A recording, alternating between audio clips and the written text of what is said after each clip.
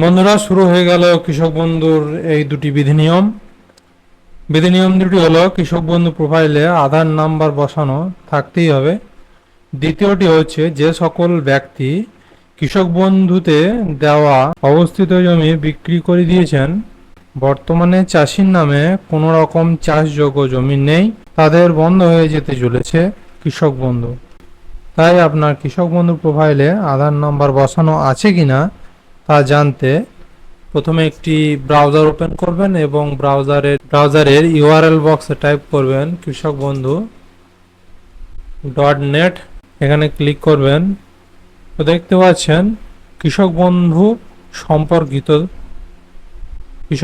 সম্পর্কিত নথিভুক্ত কৃষকের তথ্য, কৃষি বিভাগ। আমরা আমরা যেহেতু কৃষক বন্ধু প্রোফাইলটি চেক করব, তো নথিভুক্ত কৃষকের এখানে ক্লিক করব। সিলেক্ট অপশন, আমরা ভোটার, আধার, ব্যাংক অ্যাকাউন্ট, কৃষক বন্ধু ID, mobile number, acknowledgement number, এগুলি দিয়ে আমরা সার্চ করতে পারি কৃষক বন্ধু প্রোফাইলটি। আমরা মোবাইল নাম্বার দিয়ে সার্চ করব, তো মোবাইল নাম্বারে ক্লিক করলাম এবং আমাদের মোবাইল নাম্বারটি বসিয়ে দেব। I am not a robot এ ঘরে ক্লিক করব, সার্চে ক্লিক করব। সার্চে ক্লিক করার সাথে সাথে বন্ধুরা দেখতে পাচ্ছেন এই মোবাইল নাম্বারের উপর দুটি কৃষক বন্ধু করা আছে। তো দুটোই কৃষক বন্ধুই এখানে শো করছে।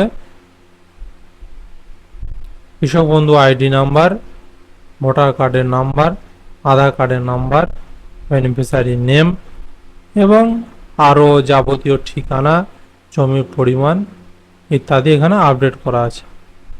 তো আপনারা যেটা দেখতে পাচ্ছেন, মাস্ট যে বিষয়টি আপনাদের ক্ষেত্রে বর্তমানে এখন সমস্ত পেমেন্টই ডিবিটি লিঙ্কের মাধ্যমে কৃষক বন্ধুর চাষিদেরকে ট্রান্সফার করা হবে।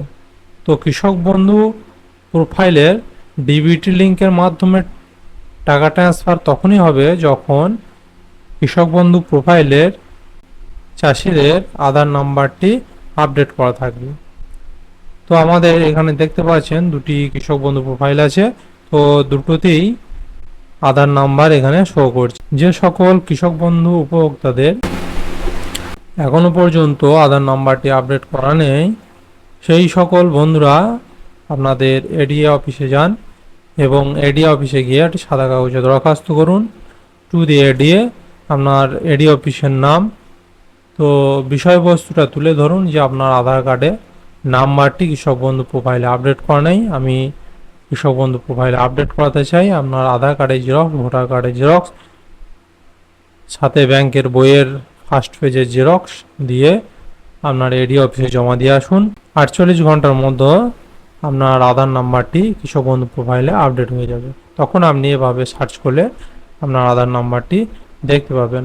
আর যে সকল বন্ধুর আধার নাম্বার শো করছে এবং তিনি কৃষক বন্ধুতে অবস্থিত চাষযোগ্য জমি কোনো পরিমাণই বিক্রি করেননি, সেই সকল বন্ধুর টাকা ঢুকতে কোনো অসুবিধে হবে না।